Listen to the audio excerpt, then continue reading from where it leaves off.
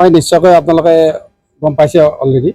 যোৱা 18 তাৰিখে যি বাঙালপাৰা আৰু দামপুৰত যি নিৰ্বাচনী প্ৰচাৰ সভা চলিছিলে তৃণমূল কংগ্ৰেছৰ নেতৃত্বত, তাত আমাৰ ৰাজ্যসভাৰ MP চিস্পিতাই আছিলে।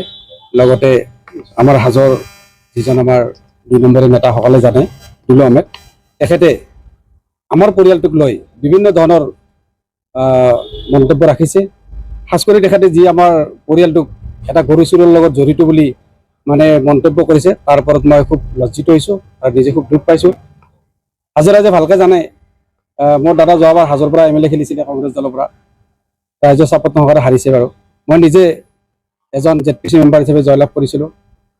গতিকে এনেকুৱা এটা পৰিয়ালক তেখেতে কি ভিত্তিত আজি আমাক যেনেকৈ গৰু চুৰৰ লগত লিপ্ত থকা বুলি আমাৰ পৰিয়ালটোক ক'লে, তেখেতৰ হাতত মানে আছে নেকি পত্ৰ এনেকুৱা যে আমি গৰু চুৰত জড়িত?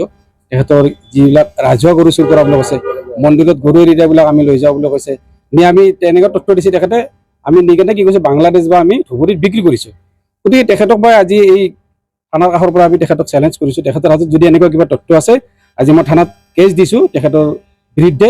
তেখেতে থানাত আহি যদি তেখেতৰ কিবা এভিডেঞ্চ আছে তেখেতে আনক, আৰু যদি তেখেতে কোনো ধৰণৰ এভিডেঞ্চ নাই, আহি তেখেতে থানাত হাজিৰ হওক, আৰু নহ'লে অনাগত দিনত এই গোচৰটো আমি থানাৰ পৰা গৈ হয়তো আমি কৰ্টলৈকে লৈ যাম।